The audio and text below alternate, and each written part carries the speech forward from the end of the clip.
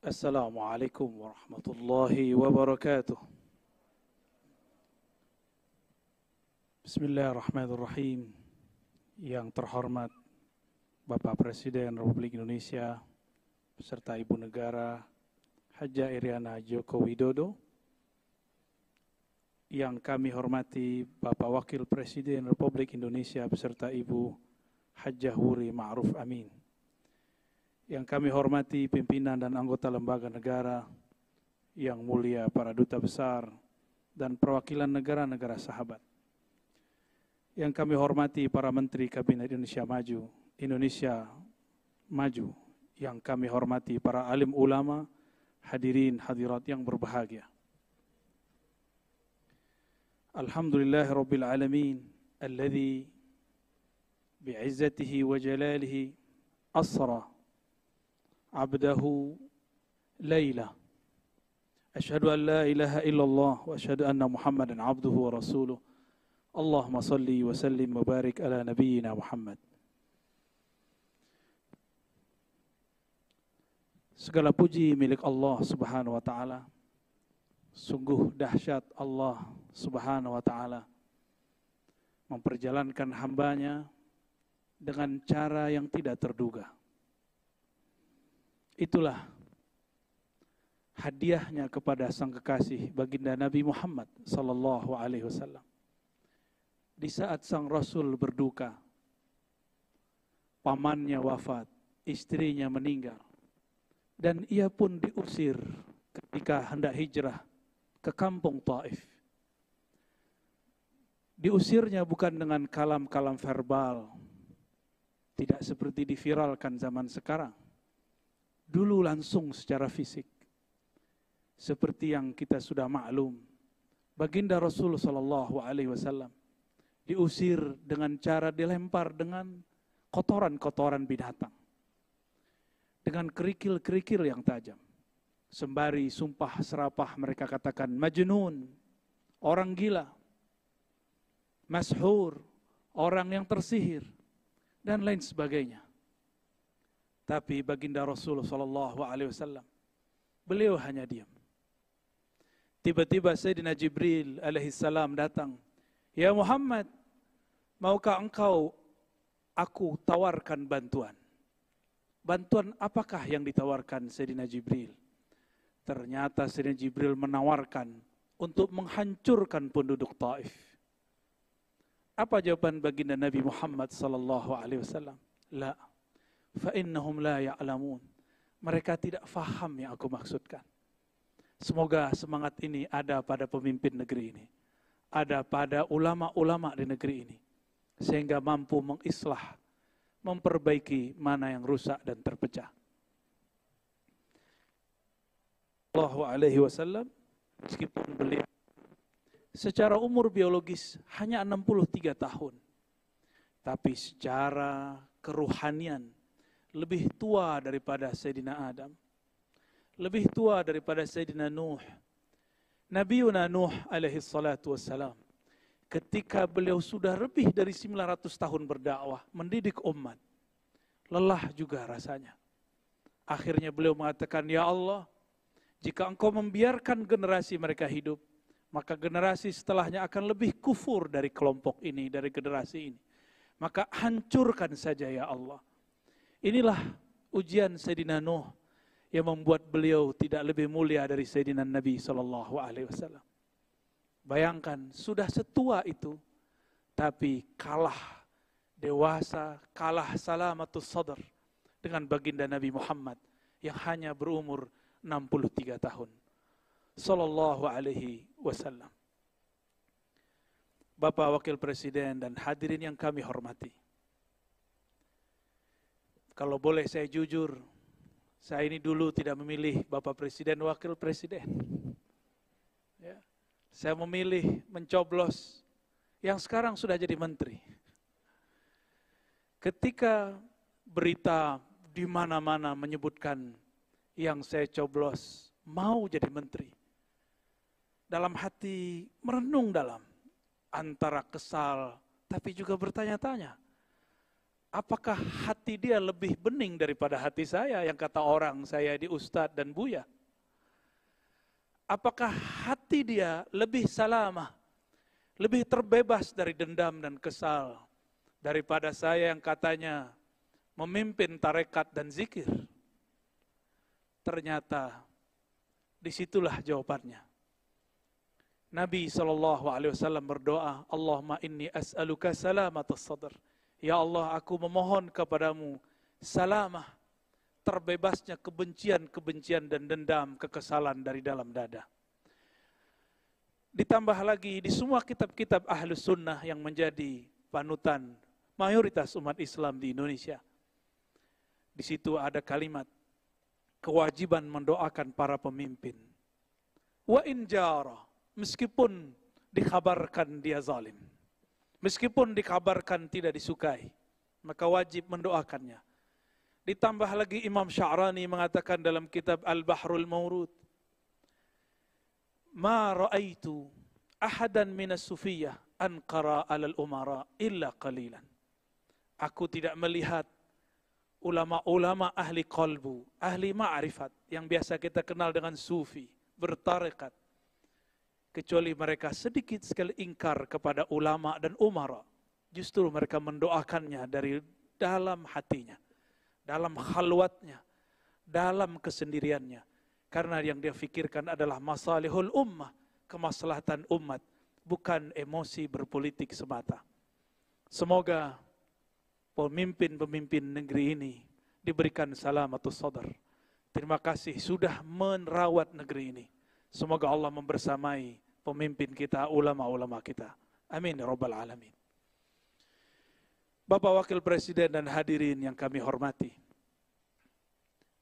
kisah Isra Mi'raj sudah banyak diceritakan.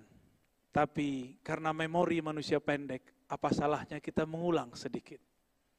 Namun kami mengambil menarik jauh-jauh ke masa sebelum Nabi Yuna Adam dicipta. Dulu sebelum bangsa Adam, Bani Adam dicipta, sudah ada satu klan yang disebut klan api, Banul Jan. Kelompok Banul Jan ini sebagaimana disebutkan dalam Al-Bidayah wa Nihayah Imam Ibnu Katsir, adalah kelompok yang merusak di muka bumi. Akhirnya Allah mengkiamatkan kiamat pertama untuk mereka dengan menurunkan meteor, menghabisi mereka. Bangsa api dihabisi dengan batu api.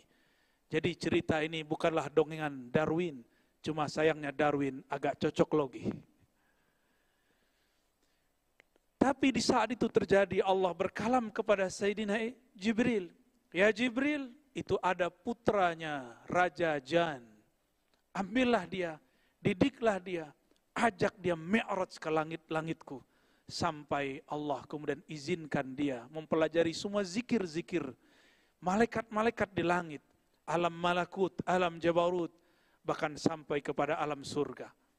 Maka tiada dari makhluk apapun di muka bumi dan di langit, bahkan di surga, yang zikirnya lebih banyak daripada anak yang bernama Ahyas, yang kemudian diberikan nama malaikat Azazil. Dia bukanlah malaikat, tapi sepangkat, sederjat dengan malaikat Azazil. Azazil ini pun bersuluk, berkhalwat, latihan kerohanian 18.000 tahun sebagaimana disebutkan oleh Imam At-Tabari. Tapi ujian mulai diberikan.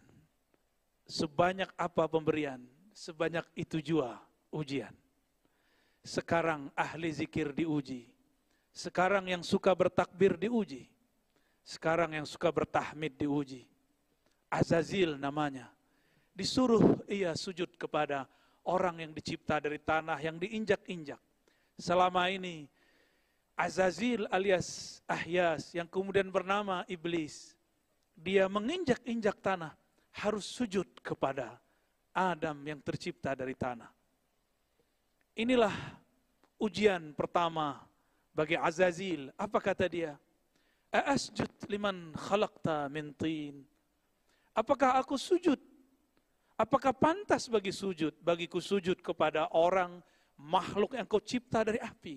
sedangkan aku tercipta daripada, yang engkau ciptakan dari tanah, sedangkan aku tercipta daripada api. Azazil mulai rasis.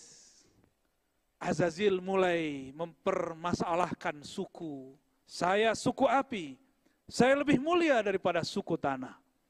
Hati-hati, kadang-kadang orang beragama sudah soleh, sudah lama baca kitab, sudah lama berzikir. Seperti Azazil, 18.000 bersuluk di alam Jabarut, alam Malakut sampai ke surga sana. Tapi ternyata dia terjebak dan mengatakan, aku seorang Adam. Lebih baik dari zikirnya. Bahkan lebih baik daripada semuanya. Ternyata ketika kita urai, dan ini jarang diurai oleh ahli tafsir.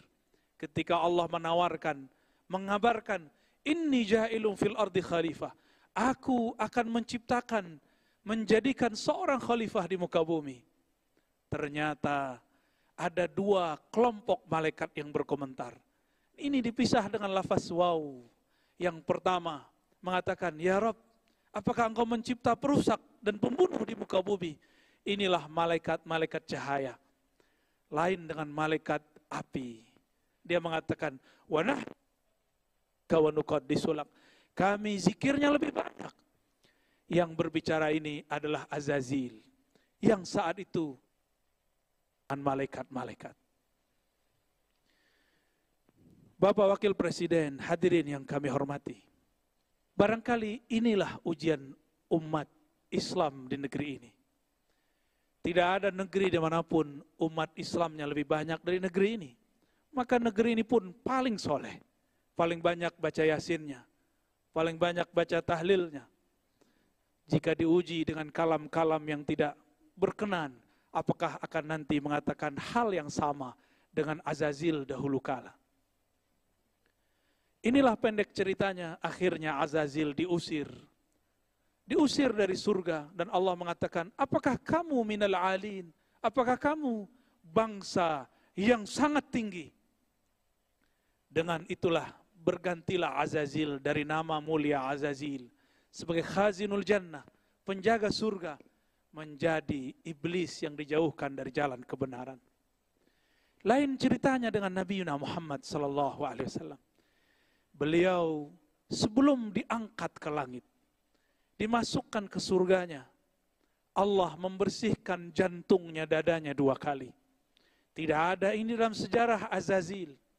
Allah bersihkan kolbu Nabi ketika dia berumur 7 tahun. Allah bersihkan kembali ketika hendak naik pada malam itu, malam 27 Rajab. Barangkali inilah saatnya kita mengambil pelajaran.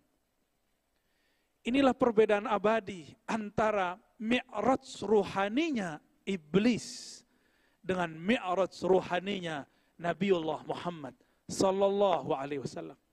Apakah itu? Azazil spiritualnya dinaikkan tapi belum dibersihkan jiwanya. Sedangkan Nabi Muhammad sallallahu alaihi wasallam sebelum dinaikkan, nafsiyahnya, keegoannya dibersihkan. Maka bertambah pengalamannya, bertambah kekayaan rohaninya, tidak bertambah sombongnya. Maka jika hendak memajukan negeri ini, jika hendak ingin meningkatkan negeri ini, mari kita bersihkan kolbu ini dari semua kebencian. Mulai malam ini, tidurlah dalam cinta. Cinta Allah subhanahu wa ta'ala. Bukankah Allah sering menyindir kita dengan bismillahnya, bismillahirrahmanirrahim. Kalau orang dulu menyebut, kok Allah cerewet sekali? Kok diulang-ulang kata Rahman dan kata Rahim? Tiada lain, tiada bukan. Supaya kita mengambil pelajaran dari sana. Inilah yang dikatakan oleh Nabi SAW sebagai hadis penutup yang kami baca pada malam ini. Diriwayatkan oleh Imam Al-Hakim At-Tirmidzi. Apa kata Nabi SAW?